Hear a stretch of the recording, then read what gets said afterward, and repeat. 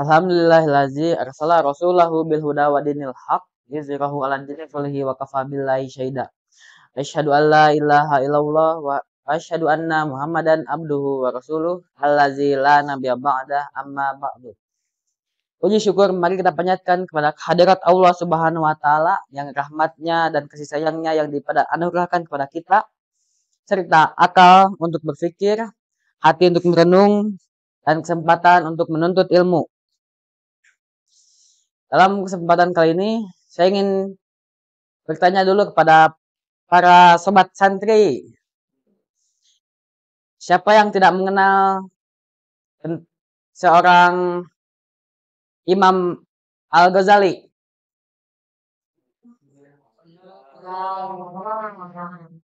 Sanes Al-Ghazali kelas 10, sanes.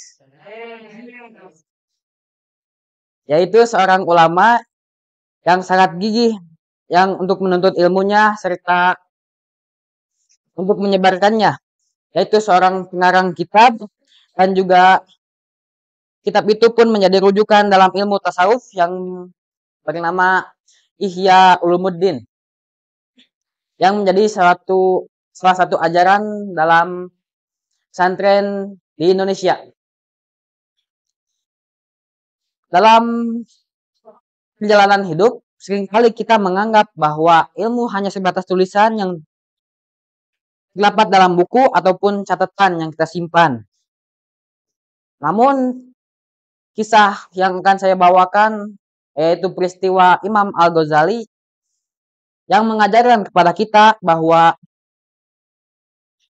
ilmu sejati tidak akan hilang dengan begitu saja. Yang akan saya ceritakan Al-Kisah. Saat Imam Ghazali sedang melanjutkan mengembala ilmiahnya kepada Madrasah Jurjen yang jaraknya kurang lebih dari 210 mil dari rumahnya, dan Imam Ghazali pun tidak memiliki uang, maka ia ikut bersama para pedagang ke Madrasah Jurjen tersebut. Dan suatu ketika saat Imam Ghazali pun ingin pulang kepada rumahnya, Imam Ghazali pulang sendiri tanpa para pedagang. Dan benar saja di tengah perjalanan ada beberapa perompak yang menghadang Imam Ghazali. Para perampok itu mengambil harta bendanya Imam Ghazali serta kantong yang berisikan buku dan catatan yang sudah lama ia jadikan untuk belajar, menghafal ataupun yang dia tulis ilmu-ilmunya. Dalam keadaan itu, Imam Ghazali pun merujuk kepada para perampok. Dan akan tetapi salah satu perampok tersebut menghardik Imam Ghazali dengan mengatakan, apa gunanya ilmu pengetahuan jika hanya terdapat pada tulisan dalam buku ataupun kertas. Jika buku atau kertas pun hilang, maka ilmunya pun raib bersamanya.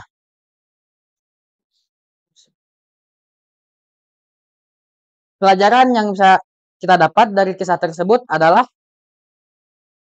ilmu bukan hanya untuk dipahami, tapi untuk dihafal. Sebagaimana perkataan penyair, al-ilmu fis suduri. Ilmu itu di dalam dada. Walaisa fi suturi. Dan bukan pada barisan-barisan tulisan. Hikmah dari kisah tersebut adalah ilmu sejati adalah ia yang tertanam pada diri kita sendiri. Dan ilmu bukan tentang menghafal saja, tetapi diresapi, dipahami, dan diamalkan agar menjadi bagian dari diri kita sendiri. Sobat santri, alasan kenapa saya ingin memilih cerita ini adalah saya ingin menginspirasi para sobat santri sekalian untuk bisa memperdalam ilmu dengan bersungguh-sungguh. Mungkin penutupan saya semoga kita semua dimudahkan untuk menuntut ilmu serta diberikan kekuatan untuk melakukannya, diberi keikhlasan untuk menyampaikannya. Mungkin sekian dari saya, tutup saja dengan doa, Rabbana atina fid dunya hasanah wa fil akhirati hasanah wa qina azabannar. Aqulu qouli hadza wa astaghfirullaha li wa lakum. Syukran ala ihtimaminkum. Wassalamualaikum warahmatullahi wabarakatuh.